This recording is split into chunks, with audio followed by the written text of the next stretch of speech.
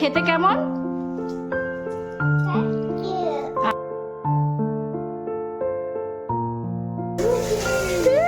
Ready shady গো, 1 2 3। পটি পেয়েছে? আর ওটা কি?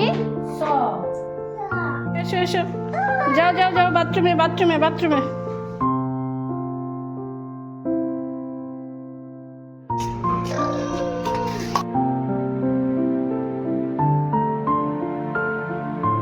সময়ের সাথে সাথে প্রত্যেকটা বাচ্চারই রুটিন, খাওয়া দাওয়ার অভ্যেস, ওদের চলাফেরা, অ্যাক্টিভিটি সবকিছুই চেঞ্জ হয়ে যায়। আজ টুবু বাবুর 2.5 বছরের ডেলি রুটিন শেয়ার করছি, তার সাথে রয়েছে ওর প্রিয় কিছু রেসিপি। আশা করছি আমার মতো মায়েদের আজকের ভিডিওটা বেশ কাজে দেবে।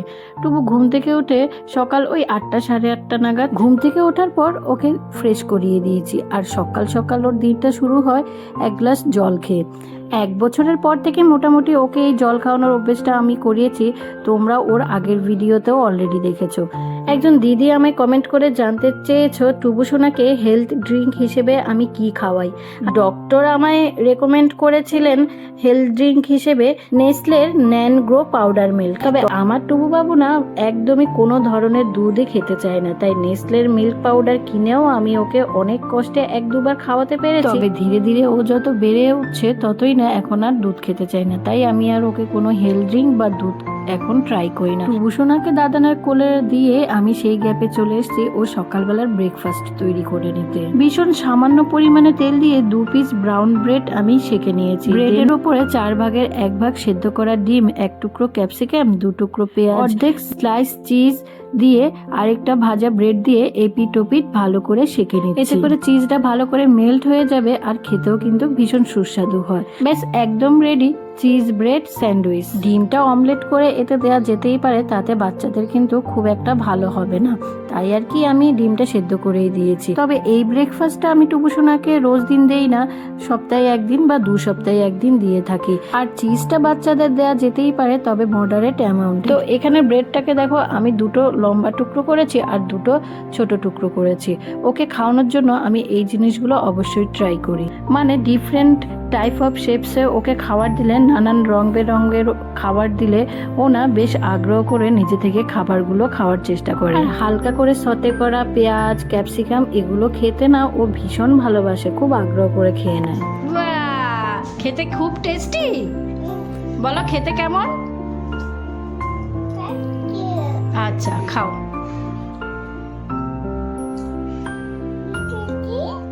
ক্যাপসিকাম, হ্যাঁ খাও, ভালো খেতে। আচ্ছা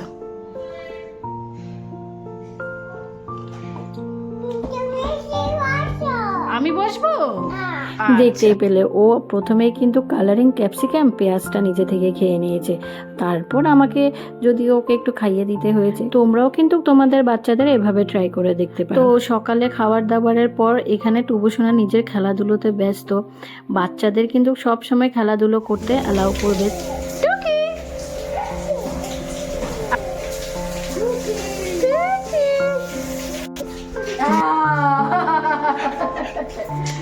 আমি আমার আগের ভিডিওতেও বলেছি যত খেলাধুলো করবে খাওয়া দাওয়ার পর তাতে ওদের ডেভেলপমেন্ট তো হবেই, হজমেরও কিন্তু কোনো গন্ডগোল হবে না।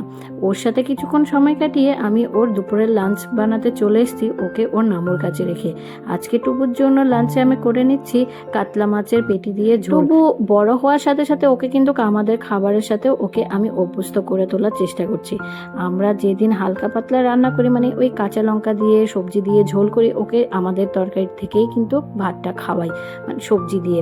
তো আজকে যেহেতু আমরা স্পাইসি মাংস করেছি, তাই আর কি ওই ঝিঙে, আলু, টমেটো দিয়ে এই কাতলা মাছের পেটির ঝোলটা করেছি।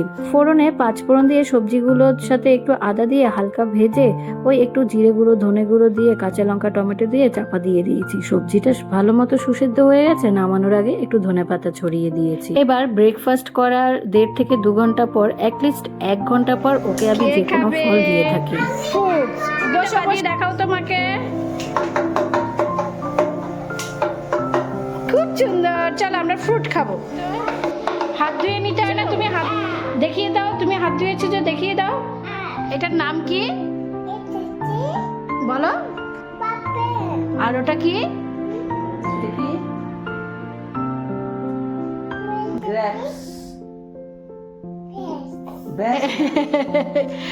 ও এখনো স্পষ্টভাবে মানে ক্লিয়ার করে সবকিছু উচ্চারণ করে বলতে পারে না। আমি সব সময় এভাবে যে কোনো খাবার বা খেলাধুলোর মাধ্যমে কিছু শেখানোর চেষ্টা করি। এটা কি? নাচ। এটার নাম কি? স। এটার নাম কি? হেমা। হেমা। এই তো ভেরি গুড। 1 2 3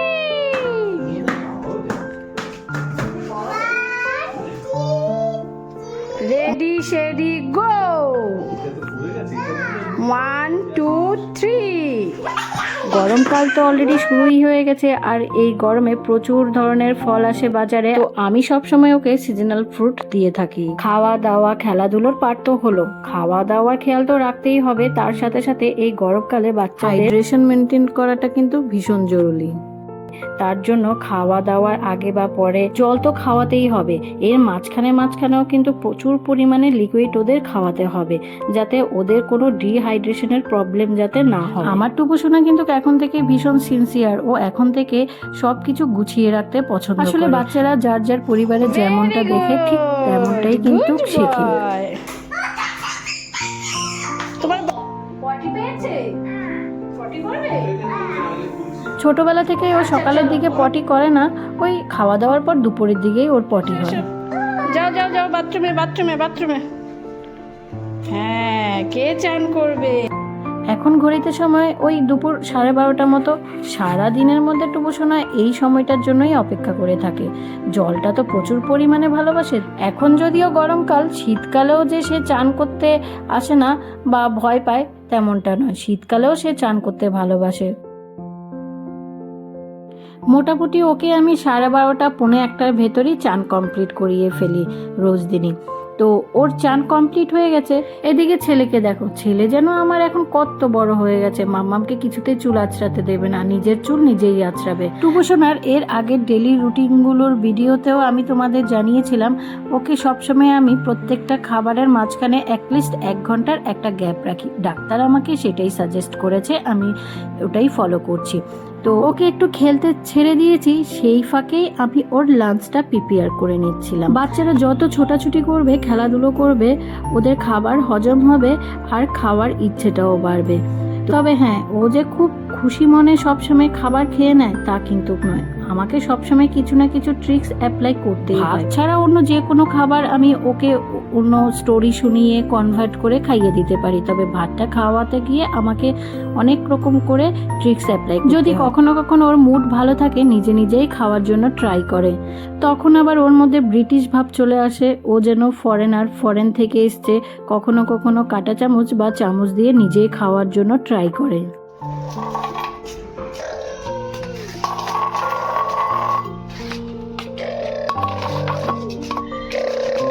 দুপুরের লাঞ্চটা বাড়ির পেছনে এনে খাওয়াতে হয়েছিল, ওই গেটের গ্যাপে গ্যাপে হাত ঢুকিয়ে খাইয়ে দিয়েছিলাম না। আজকের ব্লগে টুপু সোনার ডেলি রুটিনের ফুল ভিডিওটা আর শেয়ার করা যাচ্ছে না। ওর আরো কিছু পছন্দের রেসিপি এবং ওর দুষ্টু মিষ্টি অ্যাক্টিভিটি দেখতে পাবে টুপু সোনার ডেলি রুটিনের নেক্সট পার্টে। তাহলে অবশ্যই দেখতে হবে নেক্সট ভিডিও।